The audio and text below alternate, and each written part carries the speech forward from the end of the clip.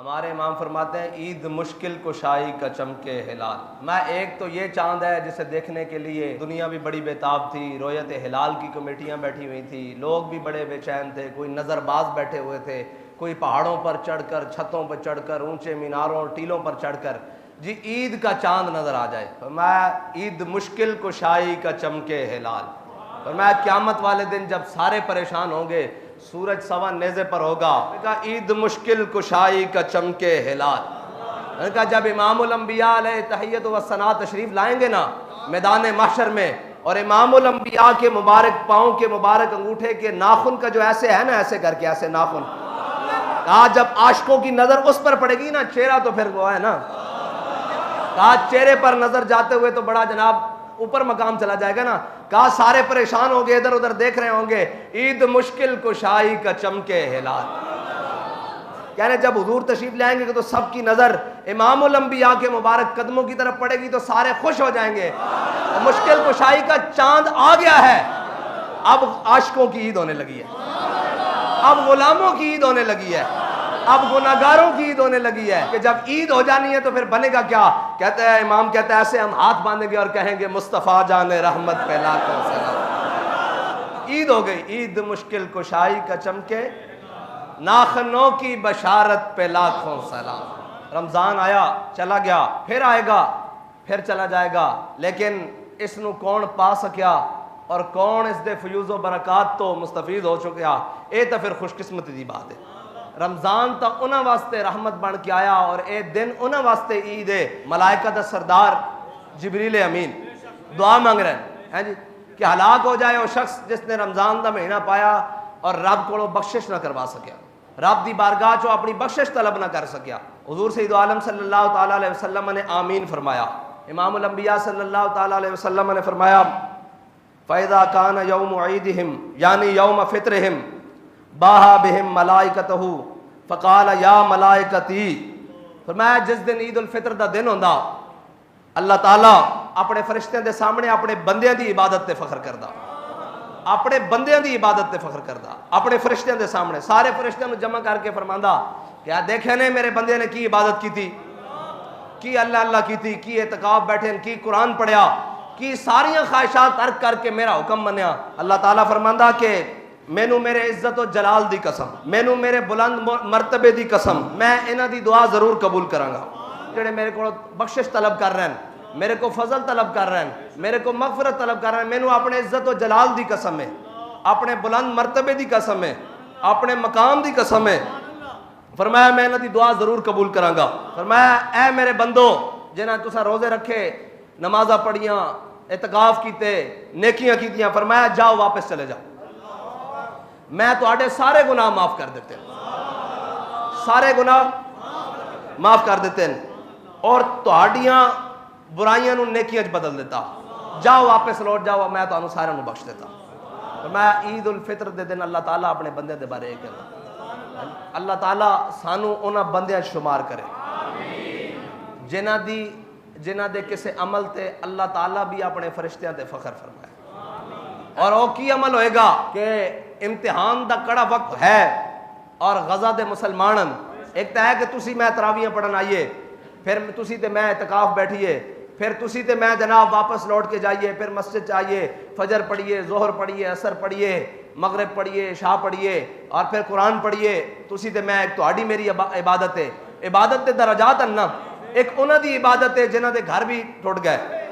جنہاں دیاں مسجداں بھی بم نال اڑا دتیاں گئیاں, جنہاں دے بچیاں دے بھی چیتھڑے اڑا دیتے گئے, کئی بچے سامنے پہ, اور اسی گھروں تراویاں پڑھن آئیے تے سانو اے بھی امید مغرب پڑھن آئیے روزہ کھول کے کہ واپس جا کے افطاری دا سامان بے شمار پیا ہویا, پھر جناب اسی تراویاں پڑھ کے جائیے تے پھر کوئی جناب دودھ دے نال خدمت, کوئی جناب مشروب دے نال خدمت, گھر وچ کھان دا سامان پیا, پھر سحری ٹائم بھی پیا. انہاں لوگاں دی عبادت دا کی حال ہونا کہ جناب جڑے آئے مسجد تے مسجد دی سامنے عمارت ہی کوئی نہیں, ڈھیر پیا ہویا, انہاں اوتھے ہی نیند لئی, پھر اوتھے پڑھتے رہے, پھر اوتھے اعتکاف بھی کر لیا. پھر اے بھی امید نہیں کہ کوئی افطاری آئے گی یا کوئی سحری آئے گی, بلکہ وہ کہنے لگے کہ ساڈے جسم ساڈیاں ہڈیاں ٹوٹ جانیاں سن, بھوک نال لاغر ہو جانے سن اگر قرآن دا ساتھ ساڈے کول نہ ہوندا. جدو سانو بھوک لگتی اسی قرآن پڑھنا شروع کر دیتے ہیں، قرآن بھوک اتار دینا ساڑی۔ قرآن اس واسطے بھوک اتاردا کہ امام الانبیاء دے قلب اتھر تے ناظر ہویا نا۔ ایویں تو نہیں نہ کیا کہ 3 مہینے رجی ویکھ خلقت یوسف کے نانی تے جنا محمد عربی ڈٹھا اور رجے دوئی جہانی۔ اور امام الانبیاء علیہ تحیت و ثنا دی زیارت کرنے دا طریقہ ایک قرآن پڑھنا بھی ہے نا۔ جدو قرآن پڑھا ہے تلاوت کی تھی والضحیٰ واللیل اذا سجا ما ودعک ربک وما قلی۔ انہوں نے کہا جدو اسی قرآن پڑھتے ہیں ساڑھے جسم دوبارہ طاقت لوٹ آندی۔ میں نے دسو ایک انہاں دی عبادت ہے، انہاں تراویاں بھی پڑھیاں، رات اسی ڈھیر تے نیند آئی یا نائی، صبح اٹھے تے پھر کھان واسطے بھی کوئی نہیں، پھر انہاں کیا وَبِصَوْمِ غَدٍ نَوَيْتُ مِنْ شَهْرِ رمضان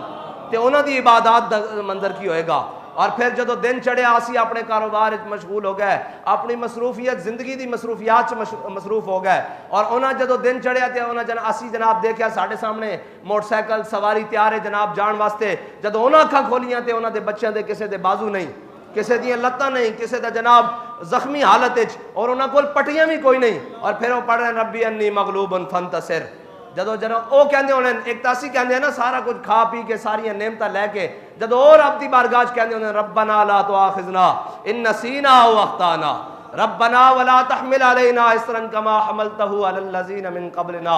ربنا ولا تحملنا ما لا طاقت لنا به واعف عنا۔ جدو کہندے ہونے یا اللہ سانو معاف کر دے، تے رب فرماندا ہوندا میرے عزت و جلال دی قسم ہے میں تانوں معاف کر دیتا۔ جڑے اس حال وچ بھی اپنے رب دی بارگاہ سجدہ ریز ہون گے اور کہندے ہونے کہ یا اللہ ساڑی اس قربانی نو قبول فرما۔ اسی ایمان دی حالت وچ اور جناب امام الانبیاء دے دامن رحمت نو پکڑ دے ہویاں اسی یہ کہندے ہیں کہ اسی بیت المقدس دے محافظ ہاں، اور اسی تیرے آگے شکوہ نہیں کر دے، بس اتنا ہی ہے کہ سانو شہادت دی موت عطا فرما اور اسلام والی موت عطا فرما۔ جدو اے او کہندے ہونے تو پھر اللہ تعالیٰ کی فرمانا ہونا مینوں اپنے عزت و جلال دی قسم ہے میں تو انہوں بخش دیتا۔ اے تو پھر قیامت والے دن ہی پتہ لگے گا کہ اللہ تعالیٰ انہوں کی اجر دیندا۔ بس رب دے اگے دعا ہے کہ اللہ تعالیٰ سانو اس بڑے دن دے صدقے کوئی صلاح الدین ایوبی دا غلام نصیب فرما، کوئی بیت المقدس آج ساریاں مسجدیں ہیں جی، ساریاں مسجدیں عید ہو رہی ہے جی، اور مزہ تاں سی کہ آج مسلمانوں دے 57 اسلامی ممالک دے سربراہ جا کے بیت المقدس سے عید پڑھ دے۔ آج عید تو پھر تاں ہونی سی نا مسلمانوں دی کہ آج سارے جمع ہو جاندے اور سارے جا کے بیت المقدس سے جناب عید پڑھ دے۔ اور اقبال کہندا شکوہ عید کا منکر نہیں ہوں میں، کہندا آج بڑا ہجوم ہونا، کہندا شکوہ عید کا منکر نہیں ہوں میں